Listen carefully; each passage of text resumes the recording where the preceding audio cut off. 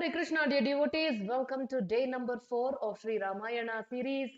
So, as always, so wonderful to see all of you joining early in the morning to relish Sri Ramayana. So, Karupaya sir, Nagaraju Gujjar sir, Ramachandran sir, Padmavati Mataji, Sunita Kannan Mataji, Yogita ji, Raghavendra Kulkarni sir, Rekha ji, Rajalakshmi ji. Rajalakshmi ji, it's been so long. So good to have you back in the class. Chinmudra, Usha Mataji, Virupapura, Chetan Prabhu, Aparna Mataji, Nakul, Soni Mataji, Prerana Mataji, Ananta Krishnan Prabhu, Manjuji, Uma Vaidyanathan Mataji, Hemalata Mataji, Geeta Mataji. Thank you so much for taking the time to join. Chandaji, Shruti Mataji, many of you. So welcome again. Let's go ahead and begin with the prayers as always. So I'm going to share my screen so that way you can also join me in chanting these Mangalacharan prayers which are so auspicious.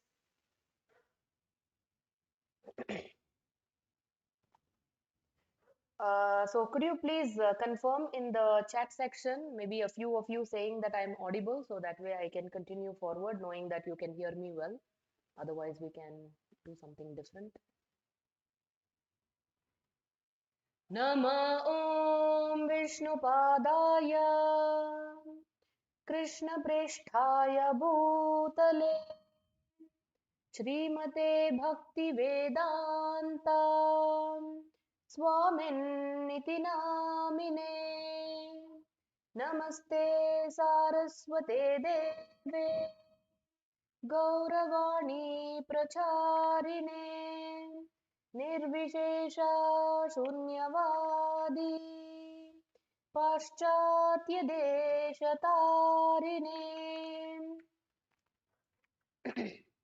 जय श्रीकृष्ण चैतन्य प्रभु नित्यानन्द श्री अद्वैत गदाधर श्रीवासादि गौरभक्तवृन्द नमो महावदान्याय कृष्णप्रेमा प्रदायते कृष्णाय कृष्णचैतन्य नाम्ने गौरत्विषे नमः नमो ब्रह्मण्यदेवाय गोब्राह्मणहिताय च जगद्धिताय कृष्णाय गोविन्दाय नमो नमः हे कृष्णा करुणा सिन्धो दीनबन्धो जगत्पते गोपेश गोपिका कान्त राधा कान्त नमोऽस्तु ते तप्त काञ्चन गौराङ्गी राधे वृन्दावनेश्वरी वृषभानुसुते देवी प्रणमामि हरिप्रिये वाञ्छाकल्पतरुभ्यश्च कृपा सिन्धुभ्य एव च पतितानां पावनेभ्यो वैष्णवेभ्यो नमो नमः हरे Krishna Krishna Krishna Hare Hare Hare Ram Ram Ram Hare Hare. So let us offer our humble obeisances unto the lotus feet of His Divine Grace A.C. Bhaktivedanta Swami Srila Prabhupada as we begin day number 4 of Valmiki Ramayana series. So we are getting ready for the most historic event on January 22nd, 2024, the prana prathishtapana of Sri Ramachandra in Ram Mandir in Ayodhya Dham. So many of you have said audible, so thank you very much for that confirmation. So we can keep continuing. Jailakshmi ji is saying, we all Hindus blessed to relish Ramayana sitting at home through your wonderful session day after day. Koti pranams Mataji. So it's all the mercy of Srila Prabhupada and Lord Ramachandra himself, so that I am also getting this wonderful opportunity to share Ramayana Katha with all of you. So thank you so much for your kind comment. So let us chant the pranama mantra of, the Mangalacharan prayers of Ramayana also. So I'm not chanting the entire Mangalacharan of Ramayana, just a few here and there. Shuklam Bharadaram Vishnum शशिवर्णं चतुर्भुजं प्रसन्नवदनं ध्यायेत् सर्वविघ्नोपशान्तये गुरुब्रह्मा गुरुर्विष्णु गुरुर्देवो महेश्वरः गुरुः साक्षात् परं ब्रह्म तस्मै श्रीगुरवे नमः कूजन्तं राम रामेति मधुरं मधुराक्षरम् आरुहा कविता शाकं वन्दे वाल्मीकिकोकिलम् यः पिबन् सततं रामचरितामृतसागरम् अतृप्तस्तं मुनिं वन्दे प्राचेतसमकल्मषम् मनोजवं मारुततुल्यवेगं जितेन्द्रियं बुद्धिमतां वरिष्ठं वातात्मजं वानरयूतमुख्यं श्रीरामदूतं शिरसा नमामि रामं रामानुजं सीतां भरतं भरतानुजं सुग्रीवं वायुसूनं च प्रणमामि पुनः पुनः नमोऽस्तु रामाय सलक्ष्मणाय दैव्यै च तस्यै जनकात्मजायै नमोऽस्तु चन्द्रार्कमरुद्रनेभ्यः So again, extend a very warm welcome to all of you. So until now, in the very first session, we talked about what is Ramayana, who composed Ramayana, how many shlokas are there in Ramayana, how many kandas. If Ramayana is the house in which Lord Rama lives, the 7 kandas, or rather we say 6+1 kandas, they are like the different rooms. So the 7 kandas are Bala Kanda, Ayodhya Kanda, Aranya Kanda, Kishkinda Kanda, Sundarakanda, Yuddhakanda, and Uttarakanda. And what is the time period during which Valmiki Maharshi composed? And then what is the Ramayana Avatara? So before Rama's Avatara, we discussed the Avatara, the manifestation, the incarnation of Ramayana itself. So in that context, we said how Valmiki in his previous life was Ratnakara. He transformed his heart due to the association of a great sage, Narad Muni. And then Narad Muni, very briefly, he gives the gist of the entire Ramayana to Maharshi Valmiki. So this comes right in the beginning of Ramayana. This is called Bala Ramayana, not Balakanda, Bala Ramayana. That means Sankshipta Ramayana, summary form. And then as Valmiki Maharshi was meditating upon this Bala Ramayana, he went to Tamasa Nadi to take his noon bath. And during that time, he witnessed a hunter shooting down a male krauncha, which was actually in union with the female krauncha. And overcome by shoka, a shloka came out of the lotus mouth of Maharishi Valmiki, and that became the Bija mantra. And this Bija mantra, we've talked about 4 different meanings. The literal meaning, the Rama killing Ravana from that perspective, Ravana kidnapping Sita Devi, this is another angle to understand Bija mantra, and the Lord reclaiming the conditioned souls like all of us, which is so relevant, right? So we discussed this also. So 4 different meanings we talked about. We understood how the entire Ramayana is there in this one Bija mantra, Bija shloka, and then also all the Navarasas are there in Ramayana. So everybody can thoroughly relish and also learn the philosophy hidden in Ramayana. And then Brahma appeared and he said, you please compose Ramayana. It was a direct instruction given to Valmiki Maharshi. And then Lava Kusha were the first singers of Ramayana. And who did they sing to? First they sang to all the great sages. And then they sang in the assembly right in front of Lord Rama himself, along with so many others. Everybody were thoroughly mesmerized. And then we did Pravesha into Balakanda. Bala is not called Bala because of Balya Leela of Rama. With Valmiki Ramayana, it is very few. Actually, it is called Balakanda because of the nature of a guru. And who is that guru? Represented by Vishwamitra Muni. So, Balakanda is Yajna Pradhana. Primarily, we see 3 yajnas in Balakanda. The first yajna was Putrakameshti yajna because Dasharatha Maharaj, in spite of having 353 wives, he didn't have any children, especially sons. So he did Putrakameshti yajna, and out of that, a payasam came, and that was distributed among the queens. And these 4 glorious sons, Rama, Lakshmana, Bharata, Shatrughna, were born, and a very blissful childhood. And Vasishta Muni's Gurukul, Dashrath Maharaj took all his 4 sons so they can be trained up nicely.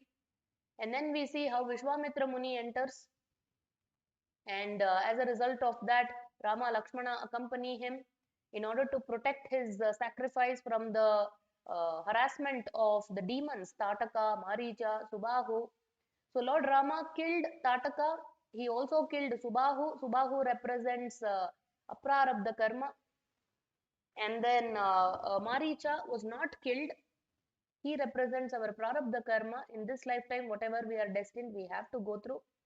So like this, Vishwamitra Muni, and this is the second yajna. I told you Balakanda is yajna pradana. The first yajna was Putrakameshti yajna. The second yajna is the yajna for Loka Kalyana done by Vishwamitra Muni and other sages in Siddhashrama, which was protected by Rama and Lakshmana.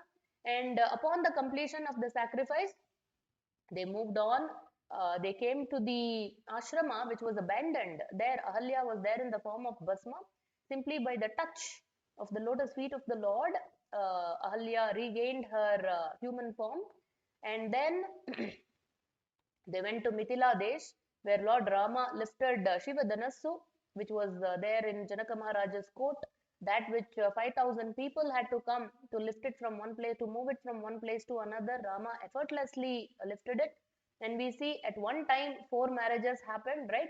Wonderful. I hope everybody relished attending the divine wedding of Rama, Sita, Lakshmana, Urmila, Bharata, Mandovi, and Shatrughna, Shrutakirti yesterday.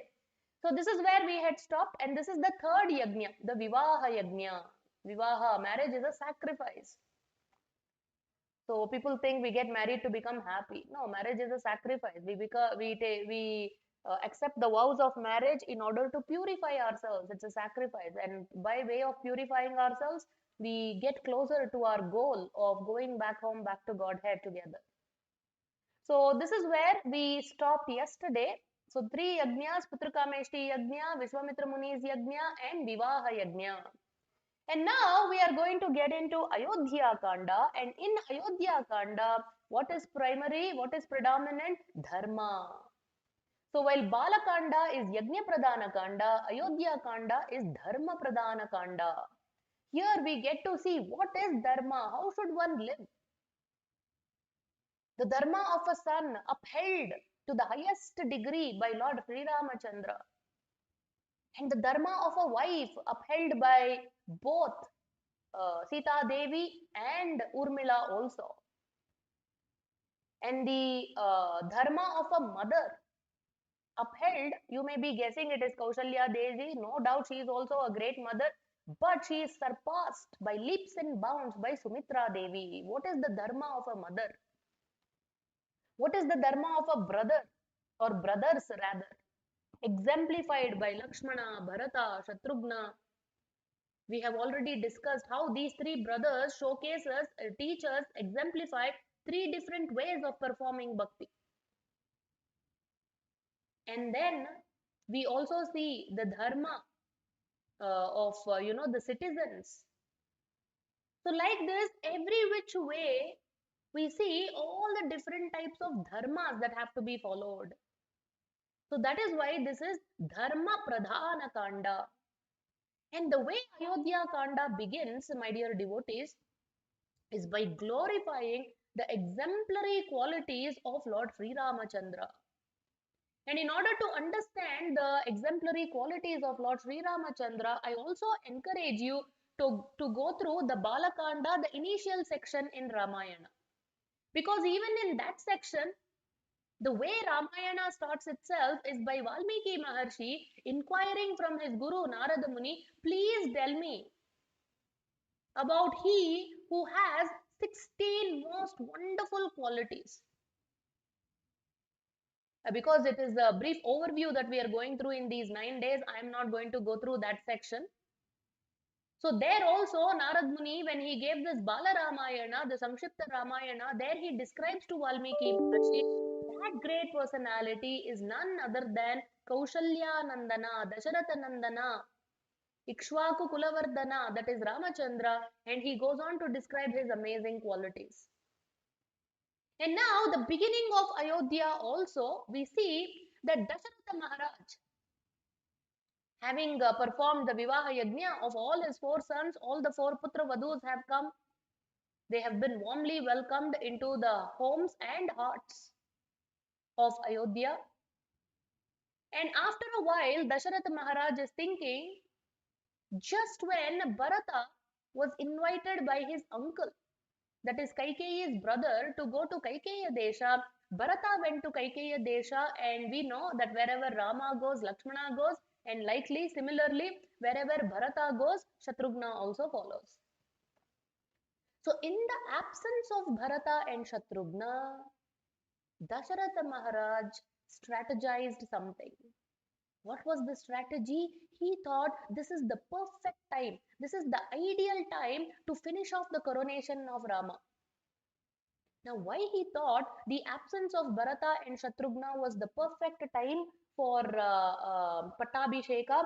That is because it was always at the back of his mind that earlier, when I say earlier, it is during his marriage with Kaikeyi. I've already briefly told you in an earlier class, maybe during day 2 session, that Kaikeyi was very beautiful and she was also good at warfare.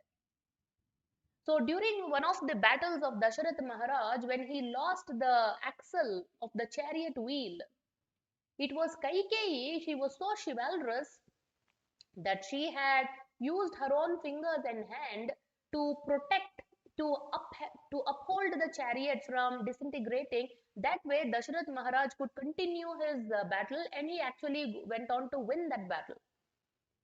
So, admiring her beauty and also admiring her strength in warfare, Dasharath Maharaj agreed, not agreed, he wanted to marry her. He had a desire to marry her, and anyway, he also did not have any children, so he was hoping that maybe through her he will beget some sons. But during this marriage, the father of Kaikeyi had taken a promise from Dasharath Maharaj. So during those times, there was also Vadu Dakshina. Just like now, Varadakshina is prominent during these days, but that time it was Vadu Dakshina. So in the form of Vadu Dakshina, Kaikeya Raja had demanded from Dasharath Maharaj that it is the son who is born from his daughter, that is Kaikeyi's son, should become the king in future. So at that time, given the circumstance, because anyway Dasharath Maharaj did not have any children, without thinking into the future, he just said yes. So this was a promise made by Dasharath Maharaj that he will make Kaikeyi's son the king. So according to that, now who should become the king? Going by the truth, going by the promise, it is Bharata. But now seeing the exemplary qualities of this Ramachandra, Dasharath is thinking, although Bharata is also great, he is also Dharmagnya, he is also great. But Ramachandra supersedes everybody. So now Dasharath Maharaj was thinking, now what should I do in order to get Rama coronated instead of Bharata? Actually, there was one more boon also. At the time of marriage, Dasharath Maharaj made this promise to Kaikeya Raja. And the second thing was, remember just now I mentioned that during that war, this Kaikeyi had helped Dasharath Maharaj.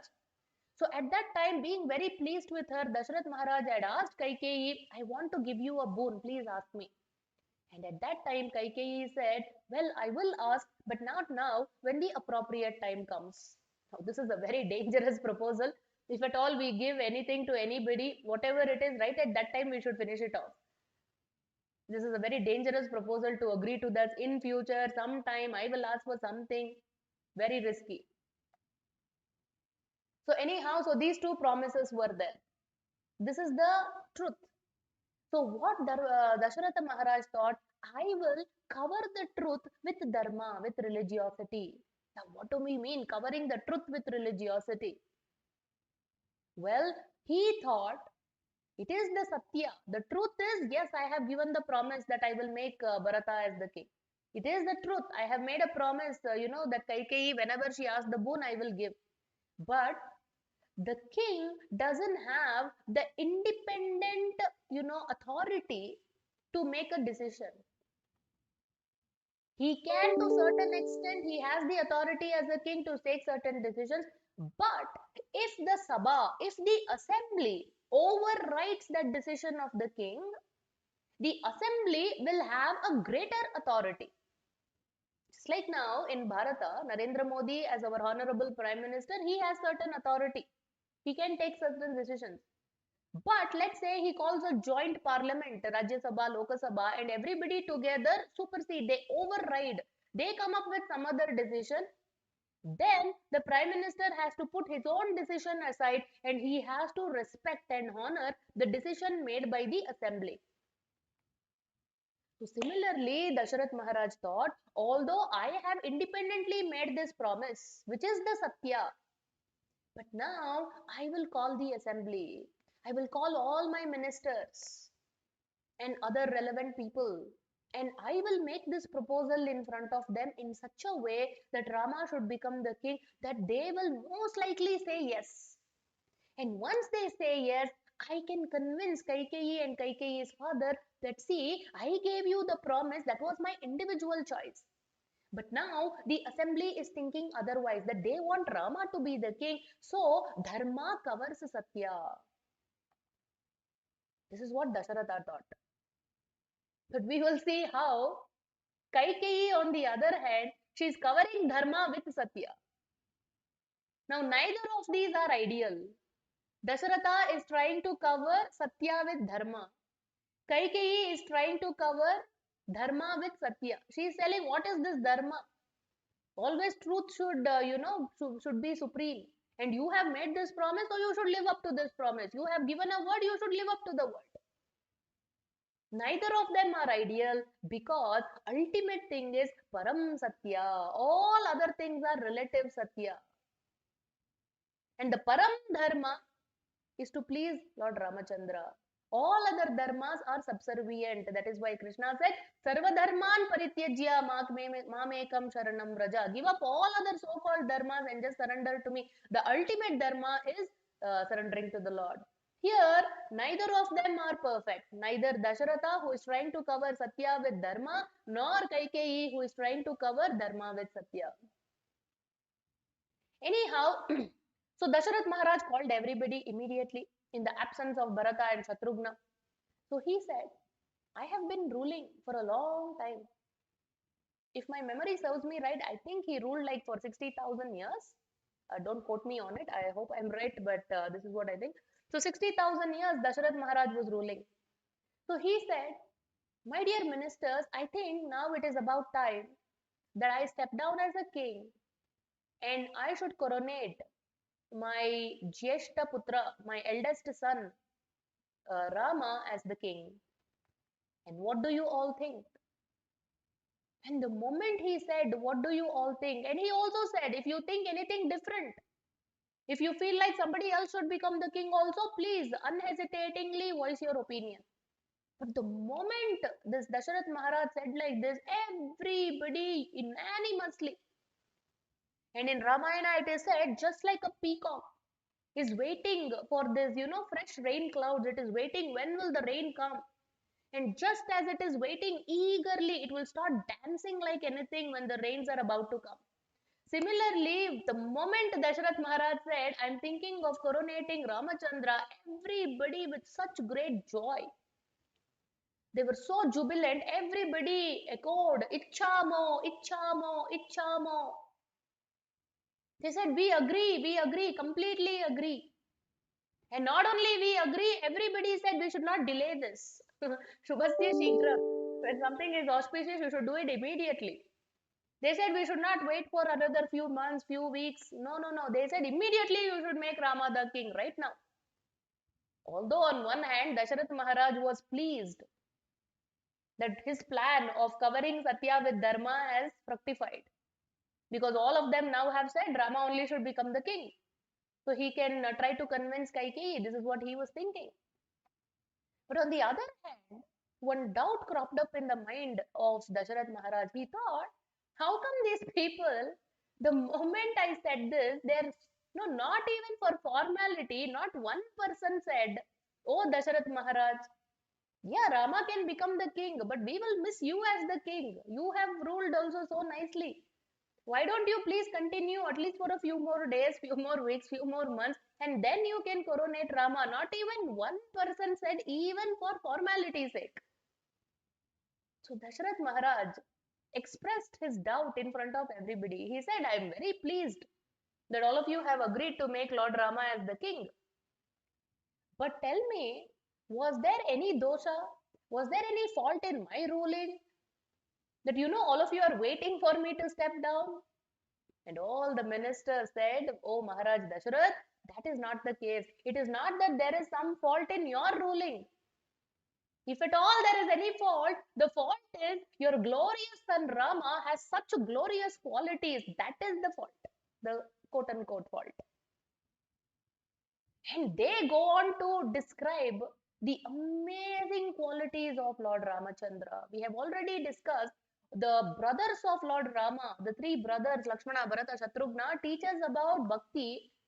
But what does Lord Rama teach? How to live as a human. And living as a human means dealing with people, relationships. So Lord Ramachandra is through example, through his achara, through his guna, through his behavior, he is showcasing to us through example how to live as a human. And those qualities are very nicely described in the first and the second sarga of Ayodhya, Ayodhya Kanda. And all of us, if at all we have a desire that we should become good people, good humans, good devotee, yes, but we should also become good human. But of course, when you practice devotion, all these good qualities will also accompany. But the point here is to imbibe these good qualities, we should very diligently chant these verses from first and second sarga of Ayodhya. And all of you who have children, if you want your children to become good people, you should make them also learn and chant these two chapters, first and second sarga of Ayodhya Kanda. So, although we do not have the time to go through all these things in detail, we will just briefly look at what are some of the qualities described by these ministers in the grand assembly of Maharaj Dasharath. So, they said, this Lord Rama is Gunavan. So, Gunavan means he who possesses great qualities. But of all the great qualities, what is the topmost quality? That is daya, compassion. So these ministers said there is nobody who excels or who goes beyond your son in showcasing this quality of daya. And how daya? There are many things we can talk about how Lord Ramachandra showcased daya, compassion. He was a great friend. His compassion was so great that after he killed Ravanasura, Mandodari was wailing like anything. And when she was crying, she is also chanting some very meaningful shlokas there. But seeing her lament, it is said Rama experienced more dukkha even more than Mandodari. He is thinking, oh, such a pativrata Mandodari, she is one of the Panchakanyas. Ahalya, Draupadi, Mandodari, these are all Panchakanyas. Simply by doing the smarana, remembering these great ladies, we will become purified. So Rama is lamenting, thinking that, oh, for such a pativrata, because of my killing Ravanasura, so much of dukkha she is experiencing. She is under so much distress. This is because of me. Thinking like this, Rama is experiencing more dukkha than Mandodari. So this is daya. And what is other daya? There are so many. I'm just giving you glimpses, sneak peek here and there. Vibhishana, after Ravana was killed, Vibhishana said, I will not do the final rites for my brother. Rama said, no, you should. See how to deal even with an enemy. And when Vibhishana refused, Lord Ramachandra said, see, if anybody says we are four brothers, Rama, Lakshmana, Bharata, Shatrughna, they are wrong. Actually, we are five brothers. Rama, Lakshmana, Bharata, Shatrughna and Vibhishana. So Rama said, oh Vibhishana, I have considered you as my brother. You are my brother. So if you refuse to do the final rites of Ravana, then it becomes my right, my duty to do the final rites of Ravana. If you don't do it, I will do it. Who will have this level of compassion? So many places like this. So Gunavan, and the topmost quality in Guna is Daya and friendship. So Lord Ramachandra never discriminated based on status, based on economic condition, position, power, and based on others' ability to do something for me, that this is my friend, this is not my friend. He was indiscriminative in who he accepted as a friend. For example, the first person that Rama, Lakshmana, Sita met on their way, after during their exile is Guha. Who is Guha? He is a king of tribes. Now, where is Ramachandra, Ayodhyapati, and where is Guha? But because of the sweet, loving reciprocation, between Guha and Ramachandra, Ramachandra saying, "Oh Guha, you are my dear friend." And to the extent that on the way back from Lanka to Ayodhya, Ramachandra said, "Hanuman, you go before us because Bharata has taken a vow. Beyond 14 years, even if you come one day late, I will give up my body." So Ramachandra told Hanuman, "You please go and give a message to Bharata that we are all coming and they should get ready for our arrival." But Ramachandra also tells Hanuman, "But on the way, before going to Bharata, you please stop at this region where Guha is there, my friend. Give him the news first that I am coming." So look at this uh, friendship. And Hanuman is thinking, "You are the king of Ayodhya and he is Guha, and you want me to give the news to Guha first before I go to Bharata?" And Ramachandra is saying, "He is Mama Atma Priyasaka." Who is Guha? Mama Atma Priyasaka. How sweet. So this is the glory. This is the kind of character that Ramachandra exhibited. And it is also said that he is Viryavan, not only Gunavan, but Viryavan. Who is a Viryavan? Not simply somebody who is, having strong muscles and physical strength. They look like, Ajanubahu, very tall and very big. That is not the criteria for Viryavan. Who is a Viryavan? When somebody is in distress, when somebody is in danger, somebody who stands up and said, "I will protect you, don't worry." Having that courage, not that they just run away when somebody is in trouble. The Viryavan is who will stay there and who will say that, "I will protect, I will be there, I will support, don't worry." That is Viryavan. And Ramachandra was that. And not only that, he was Dharmagnya. He knew what is Dharma. Everything, all the nuances of Dharma, even the subtle aspects of it. And then Kritagnyasya. Kritagnya means being grateful, gratitude. So Lord Rama was so grateful, it is said that even if somebody did some tiny little help even once, he will never forget that. He will always remember and be grateful for that little help rendered by somebody. So anybody who does upakara, he will remember forever. But if somebody has done apakara, and what type of apakara? Let me just read it directly from here.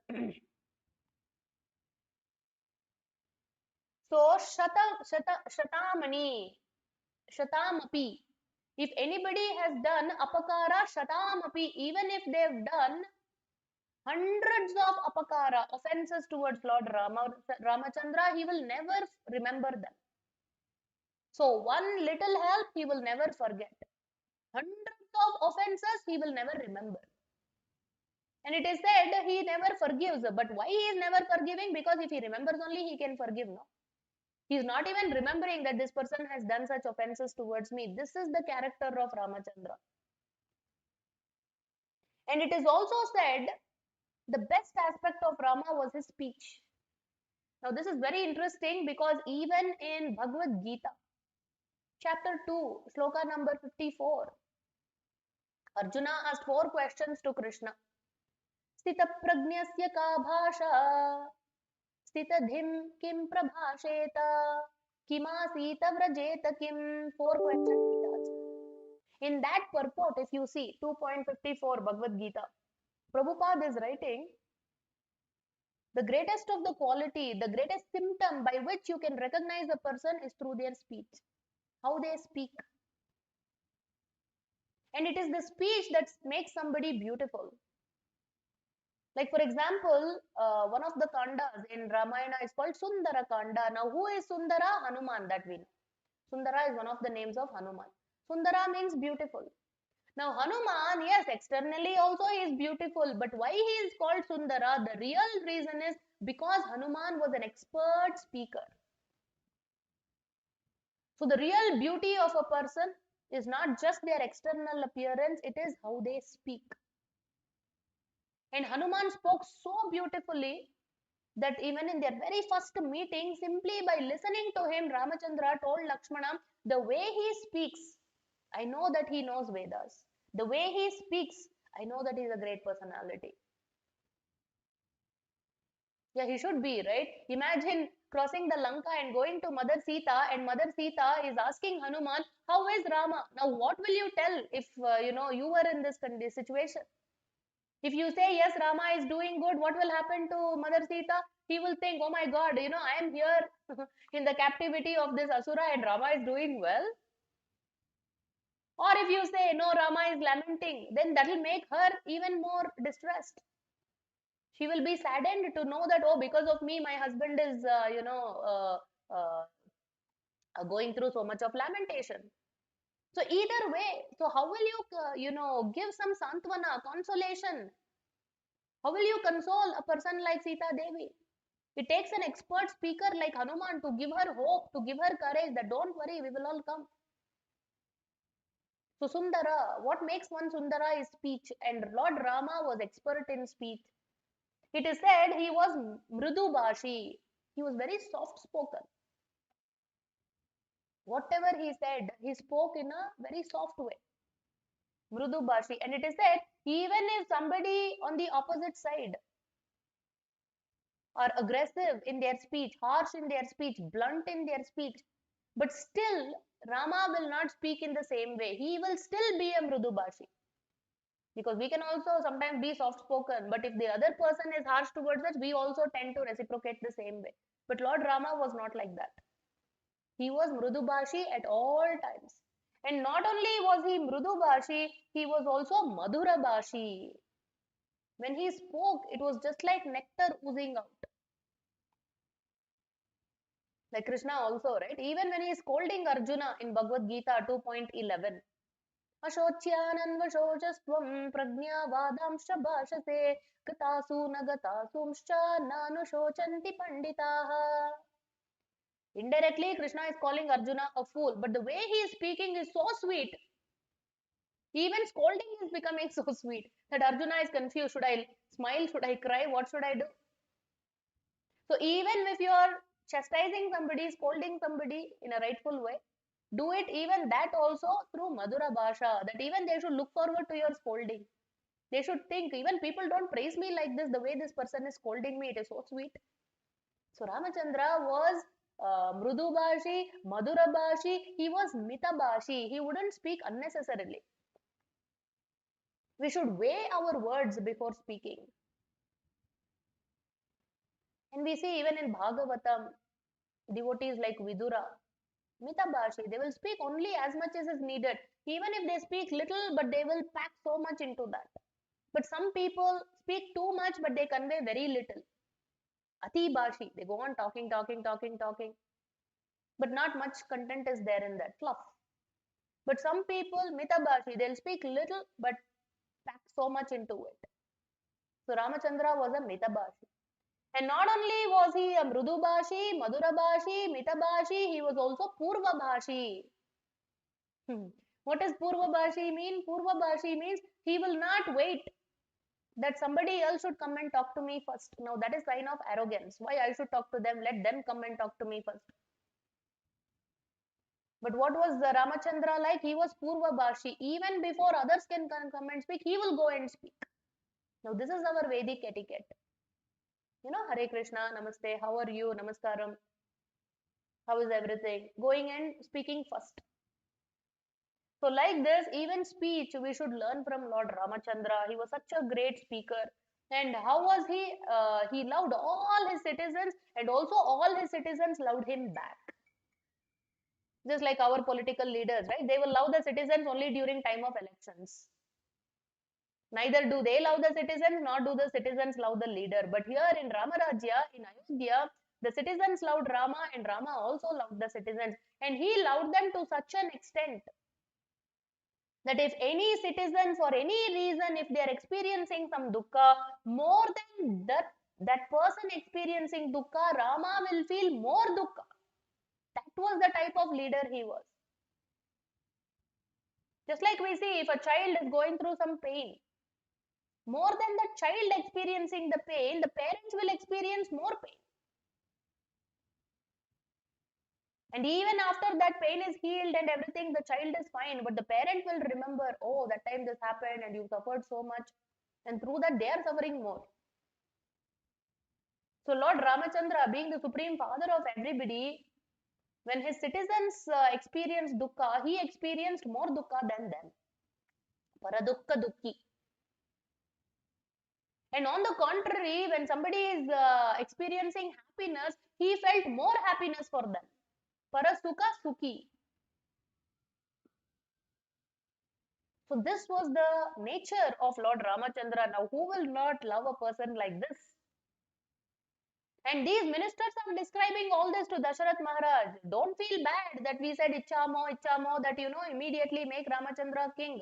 Why we are saying? Not because there's something wrong in you. The thing is, Ramachandra is so glorious.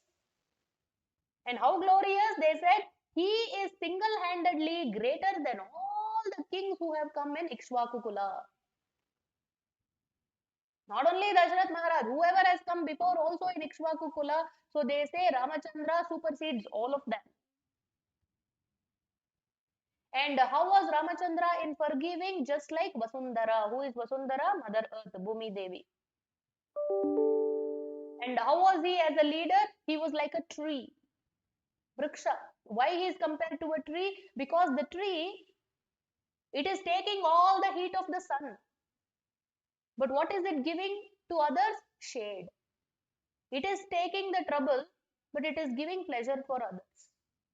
So similarly, Lord Ramachandra was such a type of a king. He would take the burden, he would take all the problems and troubles, but he will give all the protection, like a shade, like cooling shade. He gives protection to his citizens. That is why Rama is called Ramachandra.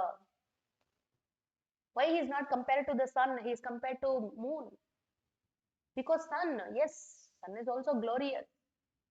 But sun gives too much tapa, heat. But what about the moon? It's very cooling. So Ramachandra also like that. He took all the burden, but he gave cooling, soothing shade to everybody. So in fact, somewhere I read saying that Valmiki Maharshi in the whole Ramayana, at least 200 times, if not more, he has compared Rama to Chandra. At least 200 times. Okay. So these are some exemplary qualities of Lord Ramachandra. And also it is said, Lord Ramachandra, he was such a dharmagya. He was so attentive to the details of dharma that it is said Ramachandra got fever. Now we may say, wow, Supreme Lord getting a fever? Just 1 second. Something is going on my screen. Yeah. So we may think, oh, Supreme Lord getting fever, what is this? When did he get the fever? Well, he got fever during 3 different times. When is that? Once when Vibhishana. So Vibhishana, when he came through Akasha Marga, he had abandoned Ravana because Ravana was reluctant to give back Sita. And when Vibhishana came, Ramachandra asked all his associates. Sugriva was there, Hanuman and all the other Vanaras, Jambavan. What do you think? Should I accept him? Pretty much everybody said no, no, no. And Sugriva especially said, my dear Rama, you are the authority here. So ultimately you take the decision what you want to do. But because you have asked me, Sugriva warned Ramachandra, this Vibhishana, he has left his own brother. So somebody who can abandon his own brother, what is the guarantee that he will not abandon you? What is the guarantee that he will be loyal to you? So like this, different associates presented different opinions, but Ramachandra said, I will accept him. Even for one time, just once. If somebody said, Tava Asmi, I am yours, that's it. Rama said, I will protect that person. So this is why it is said, Rakshita Jiva Lokasya. Who is Lord Ramachandra? Rakshita Jiva Lokasya. He is the protector of all the Jivas. So why he got this fever? He thought, I have given the promise to my father that 14 years I will not become the king. But now, when I go across the Lanka and go kill Ravanasura, people should not think Rama gave up the kingdom of Ayodhya, but he became the king of Lanka. This should not become a black mark on his character. So he said, even before I go and kill Ravana, before that only, right now, at this very moment, I will make Patabhisheka. I will do Patabhisheka for Vibhishana. So immediately he told Lakshmana, go get Ganga water. This place is there in Rameshwaram. So we had been there. There is this beautiful temple and there is this water place also very close by. Very, very nice place.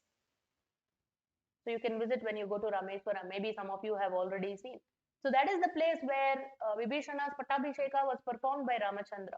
Still, they have not built the bridge. They have not crossed the ocean. Ravana is not killed. But already Rama finished doing Patabhisheka. And this fever that Ramachandra got, what is this fever? That I should stick to my promise. I have done Patabhisheka for Vibhishana. This should come true. That Vibhishana is the king of Ravana, I have already announced. So until the point that he went and killed Ravanasura, this Jwara did not go. And the moment he went and killed Ravanasura, and the second Patabhisheka happened for Vibhishana in Lanka. So that this time this Jwara went down. And next fever came when Bharata came to Chitrakuta. Because Bharata brought this whole, Ayodhya Vasis and Kausalya, Sumitra, Kaikeyi, Vasishta Muni, everybody came, Shatrughna. And Bharata is pleading Rama that you must come back, you must come back. And this was again fever for Ramachandra because he should not go back on his promise that he is made to Dasharath Maharaj and Kaikeyi. And Kaikeyi herself is saying, it is because of me you came to the, you were exiled. But now I myself am telling, please come back. But Ramachandra said no. And finally, when Ramachandra somehow or other, with great difficulty, convinced Bharata that please take my Paduka and go and you worship, you keep my Paduka. My Paduka is not different from me. Keep my Paduka on the throne and then you rule. And somehow Bharata agreed to this and he took the footwear on the head and Bharata left back to Ayodhya. That time the second Jwara went away. And the third Jwara Ramachandra got is called Vijwara. Vishesha Rupena Jwara. What was this Jwara? This happened when Lord Rama, Sita, Lakshmana, Hanuman, Vibhishana, everybody has come back to Ayodhya after killing Ravana. And Rama Pattabhisheka happened. The coronation has happened. And in that coronation ceremony, everybody was so jubilant. Now you would imagine, after all this ordeal that they went through, that even Lord Rama will participate in this jubilation. Yes, he was happy for everybody's happiness, but at this time, look at the character of Lord Ramachandra. He is thinking of Jatayu.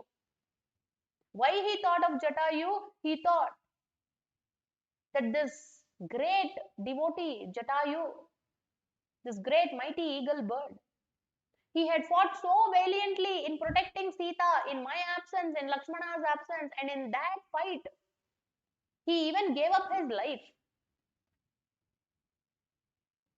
And Lord Ramachandra is thinking, how I wish Jatayu was there and participating in this ceremony, and he was also experiencing this jubilation. Now, this is the nature of the mother and father, isn't it, parents? If you have a few children, if some are there during some festival, and if one or two, maybe like one child is not there, they are somewhere else. Although the children, whoever is there, and they are all experiencing happiness, the parents, they have that distress that how I wish the other child also was here. How I wish they were also partaking in this celebration. This is Vatsalya Bhava.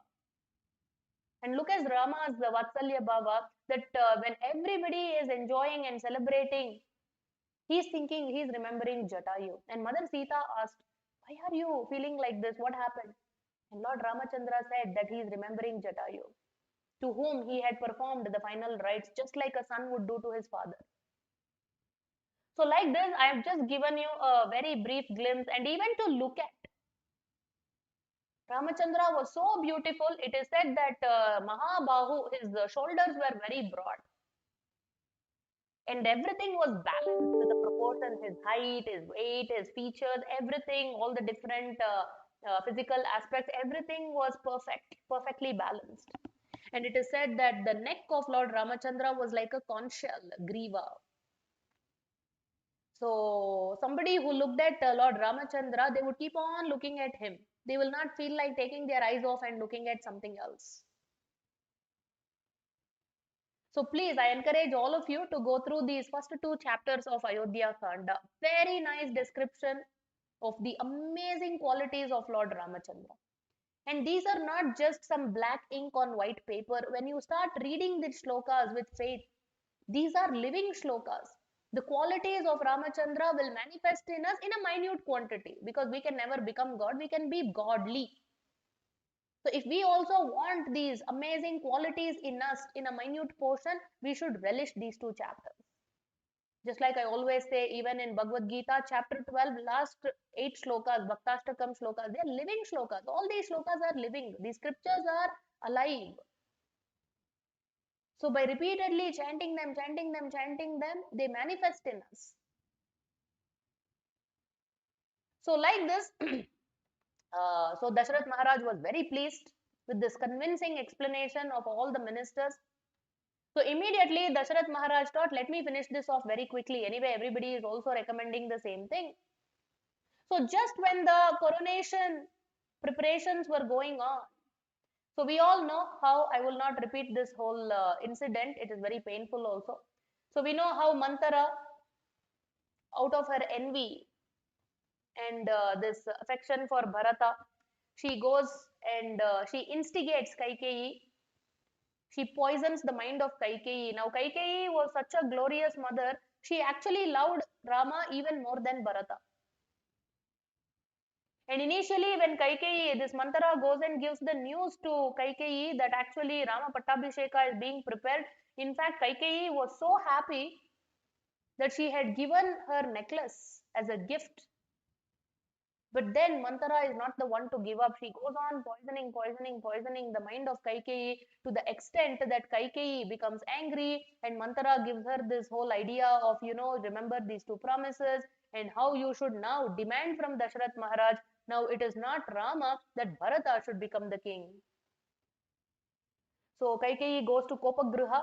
Those days there used to be one special room called Kopagriha. Whenever you get angry, you go to that room. Sounds like a good idea. So she removed all her jewelry and she let her hair loose and she went and fell down on the floor. And Dasharath Maharaj, his favorite queen was Kaikeyi.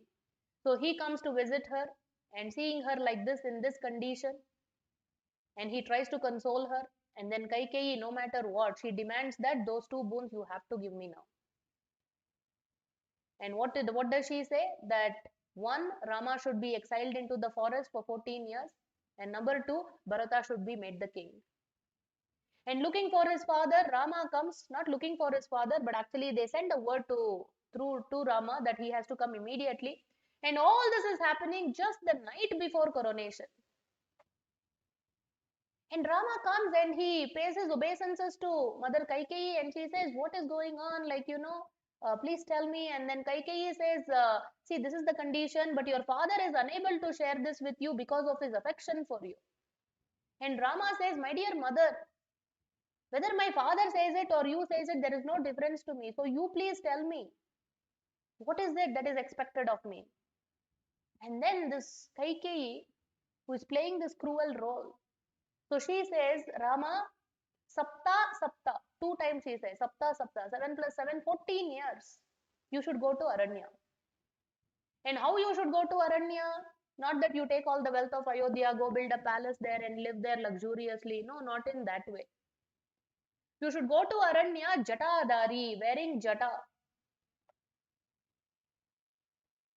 And with matted hair and without taking anything, you should live just like mendicants, just like reclusive people. And she says you have to go immediately. And then who will become the king? Bharata will become the king. And she also says whatever Bharata as the king is going to say, you should follow. So like this, she has a whole list. And the way Rama reciprocated to this, it is said he did not have any amount of shoka in his heart. Imagine somebody who was supposed to become the king the next morning, and the previous night this is being told to him. There is absolutely no lamentation on the part of Rama. There is no question. He's not talking about justice, he's not questioning any of this.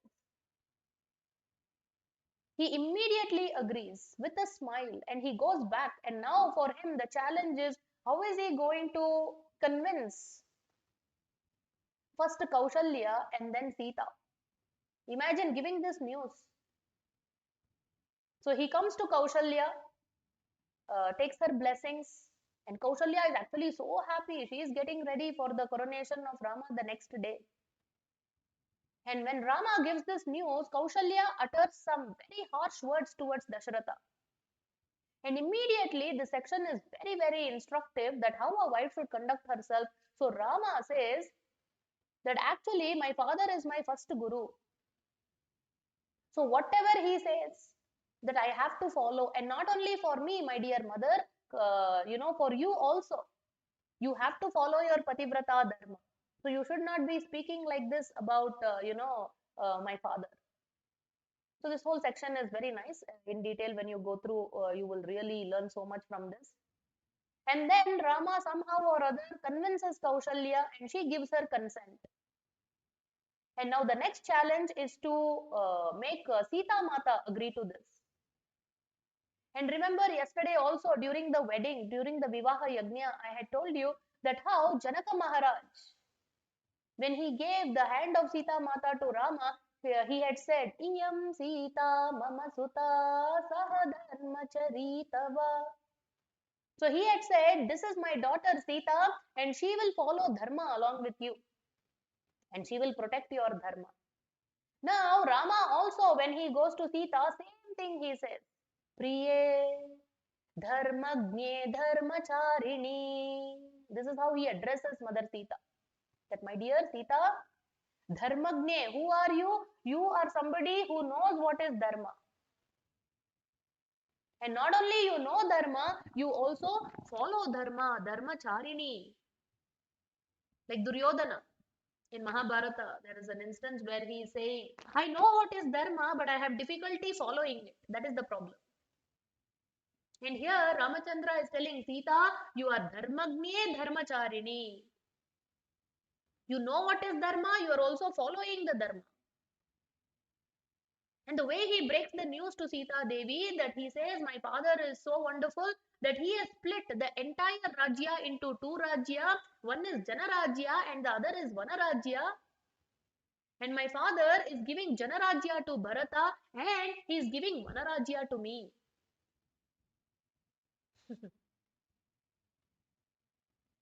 So he says, not Shodasha, he says Chaturdasha Varsha. 14 years, that's all. He adds one word, he also. He means it's only 14 years, only. Like this I'll go and like that I'll come.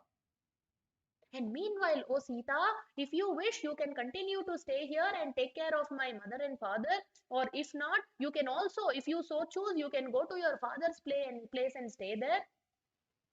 Just 14 years, I'll go and come back and then you can be here with me. And Sita Devi's heart is shattered with this. In the whole Ramayana, there is only one place where she talks in a very harsh way to Ramachandra, and this is that incident. And she says, oh Rama, what did you call me? Dharmagne Dharmacharini, Patni. So if you were getting coronated, I would have been here as Pattarani, right? But now that you're going to forest, you want me to leave here? You want to leave me and you want to go alone? So like this, she says, I am coming with you. And Lord Ramachandra says, oh Sita, we're going into the jungle. There will be so many ferocious animals, birds. She says, no, wherever you are there, that is my home and that is my protection. When you are there with your bow and arrow, why I should be scared of ferocious animals? In fact, she says that I will walk in front of you, O Rama. So that way, whatever thorns are there, let them prick me first. And whatever this kusha grass, which is little sharp, I will soften them for you and you walk on that. I will walk in front of you. And through this, she also indicated that she will be the first one to go. Kusha, indirectly, she is also conveying, I will go first to meet Asura. And you will come after me in order to do the vada of that Asura. Because the whole purpose Ramachandra has appeared, the main purpose is to reduce the burden of the earth by killing these asuras. And how will that happen if Mother Sita doesn't go into go to the exile along with Rama? And she's saying, don't think that I am a princess. How will I adjust to the forest life? She says, no, I will not demand anything from you. And plus, she says, this royalty, the luxuries that I have here, I've become a little bored with that. And it'll be very nice when I'm with you in the forest. I can see so many different plants, river streams, birds, flowers. And still, no matter what she says, Rama is telling, no, I can't take you, I can't take you. You be here only or you go to your father's place. And finally, Sita Devi, the way she speaks here, she says, oh Rama, if you leave me here and if you go to the forest, you know what my father will think? My father think, arare, did a Nari come in the form of a Nara? And is it to that Nari in the form of Nara that I gave my daughter to? The moment she spoke like this, it was like directly challenging the manhood of Sri Rama. And at this point, he said, okay, come, let's go. And then immediately, Mother Sita also, she abandoned everything. She gave up all her ornaments, this, that, everything, and she also got ready. And immediately, the moment Rama said yes to Sita, Lakshmana was waiting. And Lakshmana immediately held the feet of Lord Rama. Tears are trickling down his cheek. And he is not looking at Rama, holding the feet of Rama, he is looking at the face of Sita Devi. And when he is looking at the face of Sita Devi is looking at Lord Rama in a way that, anyway, now he is also coming with us. So Lakshmana is also saying, okay, Sita Devi is coming with you, but who will do the service for both of you? Who will build the kutir for you? Who will get water for you? Who will get kandamula, roots and fruits for you? I will do it. So let me also go. So like this, Lord Rama has convinced Kaushalya, took her blessings. Now he has given his permission for Mother Sita also to go with him. He's given permission to Lakshmana also. But now, my dear friends, dear devotees, now when all of them are getting ready to leave, the glorious nature of Sumitra Devi is going to come out. She is going to speak some verses. These are the most important verses spoken in the entire Ramayana. Of the 24,000 shlokas, the most important shloka is coming out of the mouth of Sumitra Devi. And what are these words that she spoke? Why is it the most important shloka in the whole of Ramayana? This we will see tomorrow. So thank you very much today. I hope that you have relished and gotten inspired by the amazing gem-like precious qualities of Lord Sri Ramachandra. And we've also done Pravesha into how Lord Rama was about to be coronated, but because of Manthara's poisoning and Kaikeyi's anger and greed. So there is a twist in the whole plot. So Rama, Lakshmana, Sita are getting ready to go into the forest. So all that and more tomorrow. I will see you again tomorrow sharp at 6 o'clock. So please do join us. Thank you so much everybody who has joined. Kindly say Jai Shri Ram as we wrap up today's session. And tomorrow again I will see you. Looking forward to that. So take care everyone. Have a Krishna conscious day ahead. Hare Krishna. Sri Ramachandra Bhagwan ki Jai. Valmiki महर्षि की जय। Jagadguru Srila Prabhupada ki jai. Samaveta Bhakta Vrinda ki jai. Gaura Premanande Hari Hari Bol.